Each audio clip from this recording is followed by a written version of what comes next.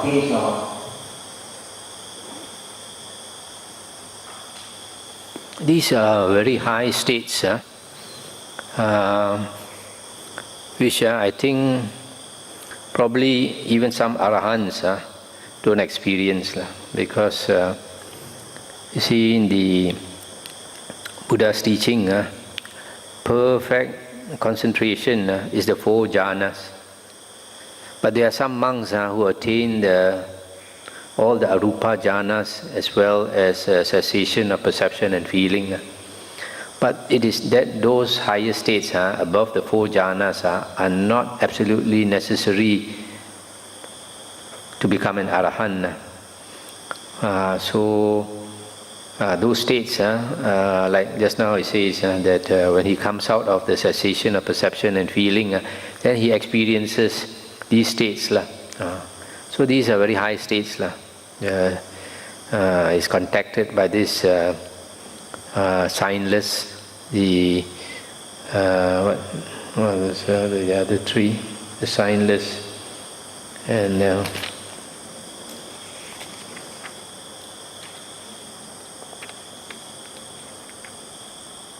signless, the undirected, and the emptiness. So, what is your question? I don't think like for this sort of stage is normally for very high or just like normal people will carry or something like that. No. Very high state that even some arahants don't attain. Very high samadhi states. But it is possible. But I think if a person attains these states, when he comes out of it, he should either probably be an anagamin or an arahant. Because he has seen emptiness. Like this cessation of perception and feeling is a very high state. When a person attains those states, that state of cessation of perception and feeling, consciousness also stops. So when he's in that state, there is no awareness. But when he withdraws from that state, his consciousness comes back. Then he will realize that the world disappeared just now. The world only exists in consciousness. When consciousness stops, ceases, the world also ceases. So the world is like a dream state. Then he realizes there's no such thing as a self. That self in the world is just like that person in the dream. When we had a dream at night, during the dream we were very excited. We thought it's a real thing. And when we come out of the dream, then we realize, it was only a dream. And that person that you thought was you in the dream actually doesn't really exist. It exists in the dream. So in the same way, when this monk comes out of the state of cessation of perception and feeling, then he sees the world like a dream. So that self that he thought existed doesn't exist. It's a condition only. Not having samadhi for a period of time.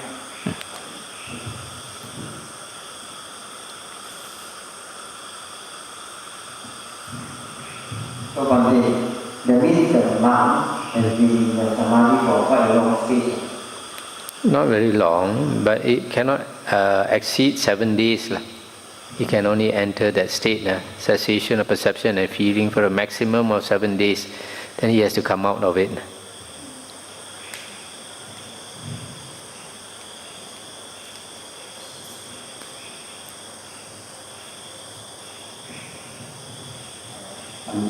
Yeah. This just want to talk about emptiness. In the Mahayana, they used to talk about emptiness. Yeah. Oh, that day we went through one sutta where we talk about emptiness, sunyata, and it's explained that emptiness, this word kong, the real meaning is that it is empty of a self. Self meaning something that is permanently abiding, that will not disappear, that will not die. But everything in the world arises and passes away. rises and passes away, just like the night follows the day. So, since there is nothing in the world that is permanently abiding, that stays the same, then so we say the world is empty of itself. That's why I say it's emptiness. The world is empty. Another question that in the state of associations of perception and consciousness, you said the only difference between this and the head person is that the body is still there, and the vitality is still there. What does it mean by the vitality? That means they still have the pulse rate and all the... No. The vitality means the chi, the vital energy, is still retained in the cells. That means the cells have gone to sleep, but they can wake up again, just like a seed. A seed, if you don't keep the seed for too long, the seed still has vital energy, so that when you plant it in the ground, it will sprout, become a tree. But if you keep the seed for too long already, it loses its vital energy, its vitality. Then you plant it on the ground also, it won't sprout. Right? What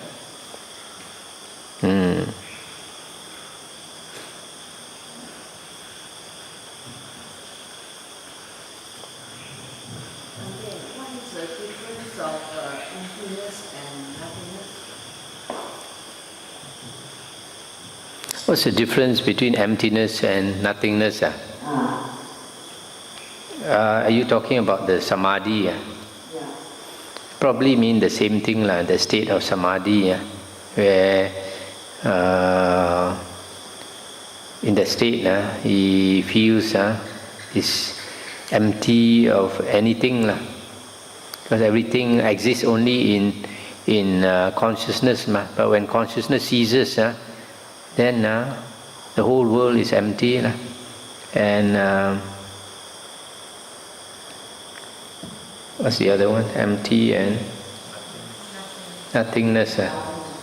But then there is a state of jhana, a state of arupa jhana, called the base of nothingness, where the mind first has to go through the base of boundless space, where the mind opens up, and then his mind is boundless like space. Then after that, he goes to a higher state called the base of boundless consciousness. Then he feels that his consciousness is boundless, no limit to his consciousness. Then after that, he goes to a higher state. He realizes that within his consciousness there is nothing. There is nothing. That's called the base of nothingness. Nothing in the sense that there's nothing that's permanent. There's nothing that is permanent. Is this stage in the fourth jhana? No, higher than fourth jhana. The fourth jhana is a rupa jhana. This is arupa jhana.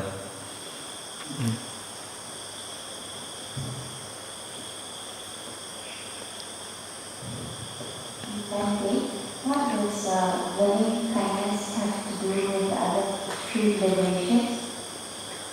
Loving kindness is one of the four types of radiation of the mind. When that person to practice that, first he has to attain the jhana. So that he has some strength of mind. And using the strength of mind, he radiates that loving kindness, the metta, all over, all around. As he says, the first quarter, the second quarter, third quarter, and fourth quarter. That is when he's thinking of metta, he radiates metta. When he's thinking of compassion, because he sees that all the beings in the world are suffering. There's a lot of suffering beings in the world. So he thinks of compassion, so he radiates compassion. So the third one, he feels joy, so he radiates joy all around. And the fourth one, he thinks of equanimity, so he radiates equanimity. But how is it related to emptiness, nothingness, and the other? Why is it mentioned together in the sutta?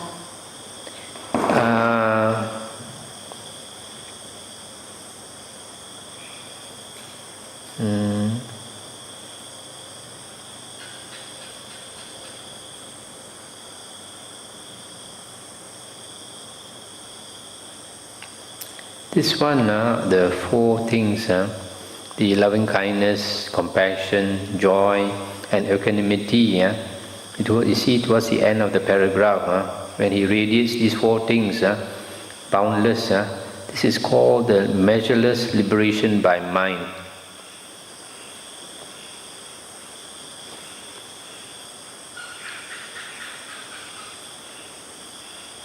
So this measureless liberation by mind is supposed to be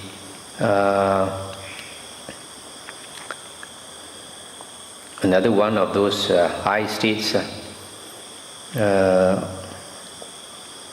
of liberation by mind. These are all the different types of liberation by mind. You have measureless liberation by mind. That's the first one. So this one is talking about the first one. So you have the first one is the measureless liberation by mind. Then the second one is the liberation by mind of nothingness.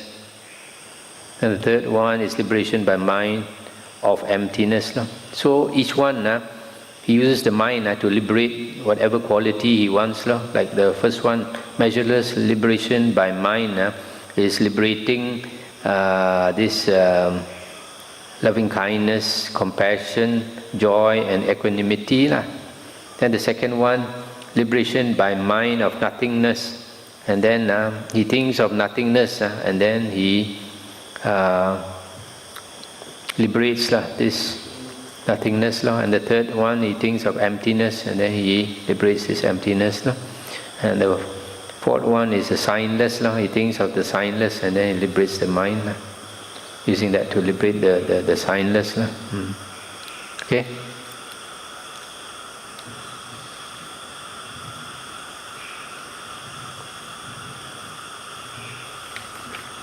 What's the difference between Citta and Mano?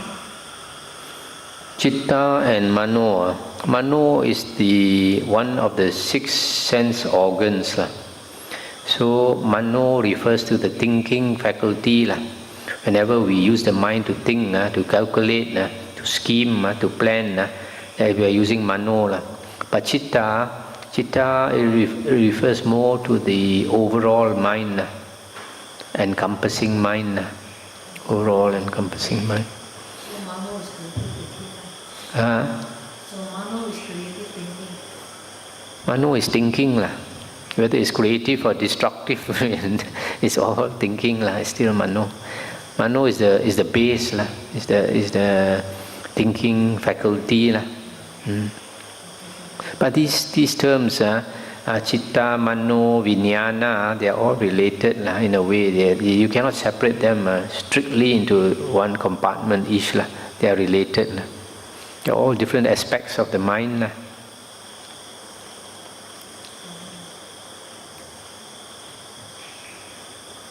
Okay, we'll stop here.